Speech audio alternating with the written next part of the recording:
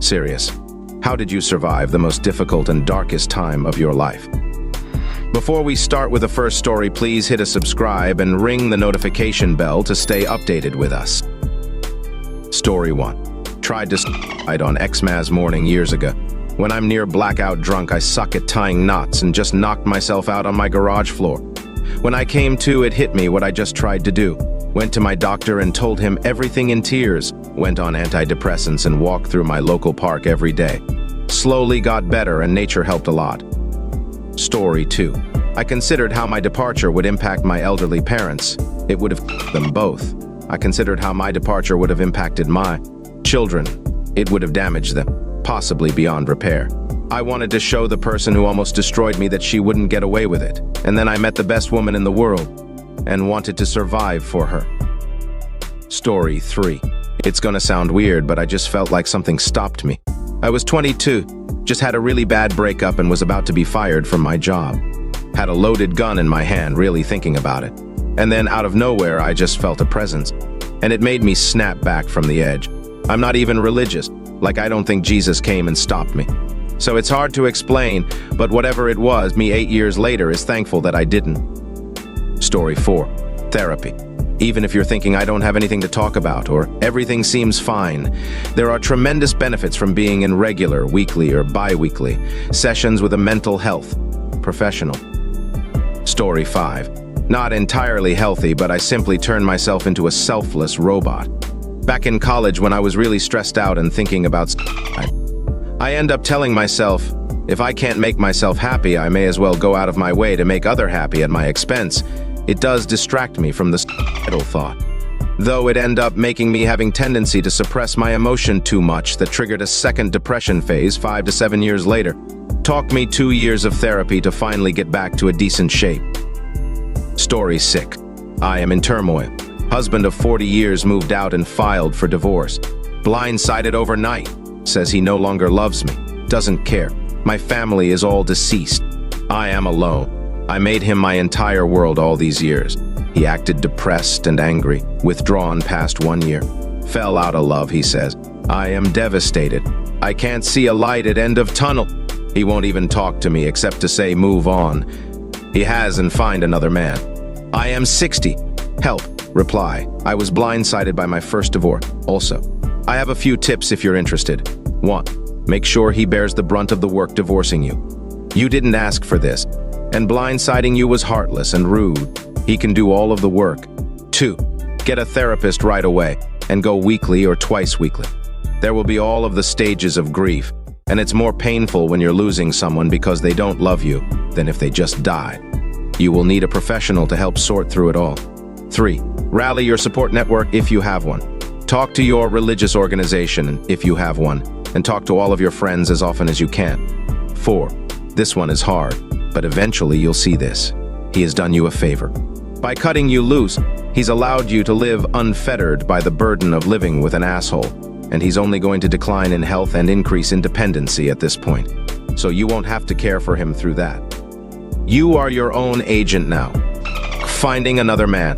Find yourself. That is always worth doing. Story 7. Recently got hit with 2 felony convictions and a breakup.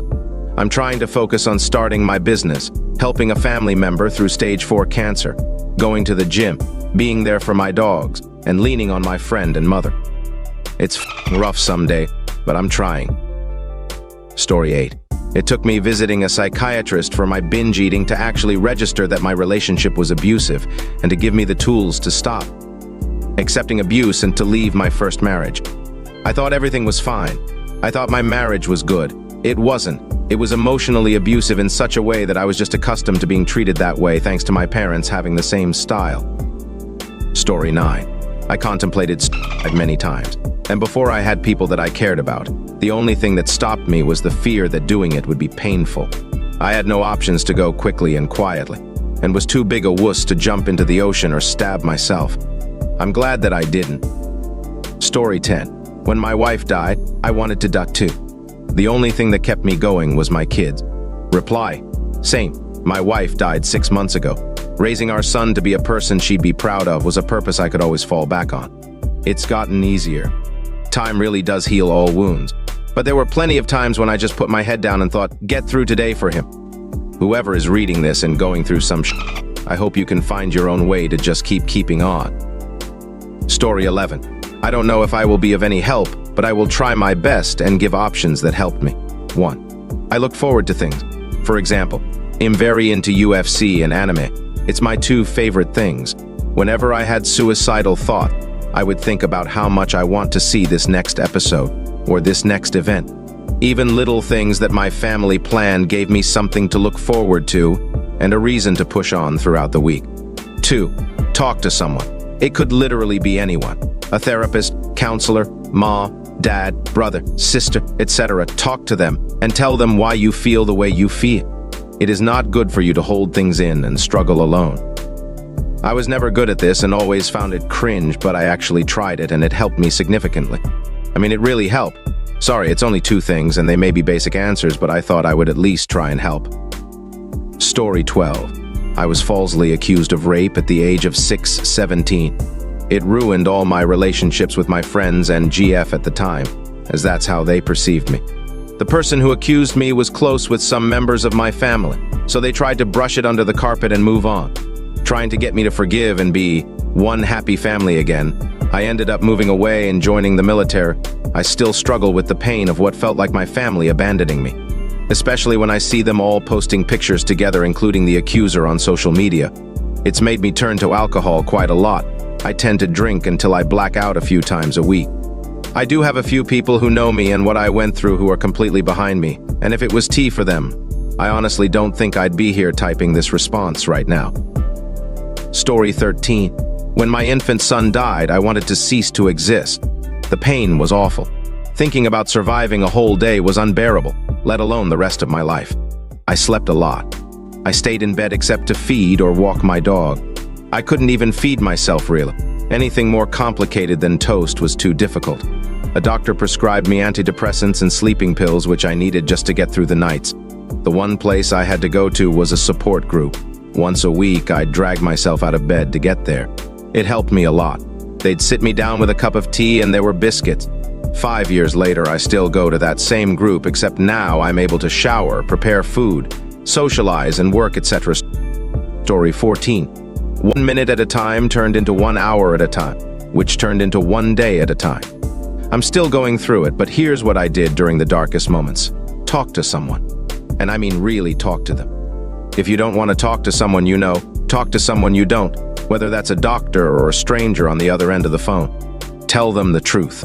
Talk to them about your struggles, but then also talk to them about what you care about, no matter how small it seems right now. Tell them about what you love to do, what you want to do, and in turn, remind yourself of these things. Do something else first. Watch that film you've been meaning to watch, listen to your favorite song or album, have your dinner, play your favorite game, go for a walk, have a nap. When you feel up to it, start to give yourself things to look forward to, even if they are tiny little things. You do not have to do it all at once. Going from feeling like you no longer want to be here to enjoying being here again is a process. Try and remember that you are only ever one moment away from feeling better. All it takes is one moment. You've got this. Story 15. Can I answer after I survive them? Sign. In the middle of it, some context. I am M55. I've lived through a lot. Beating by stepfathers, rape by neighbors, parental abuse and neglect, alcoholism, food stamps and poverty. Each dark time felt like the darkest. Each felt like there was no end in sight. That I would forever be depressed, feel unsafe and unloved. And each one passed for one reason or another. Sometimes it's finding a friend or a partner. Sometimes it was just finding a single thing I found joy in, like riding a bike or a scooter. It didn't take much, just a glimmer of joy to carry me through. The dark times can last for years, but they can end in an instant. There is so much joy to find, you just have to either find it or let it find you. Note: I don't think I have any forms of depression, and I don't mean to negate its debilitating effects. One of my kids suffers with it, and I wish I could help or even understand. I want to say just keep swinging, because you never know when that instant of joy will come. But I acknowledge that I don't know everything and I have not walked in your shoes. But death is forever and sadness is almost never permanent.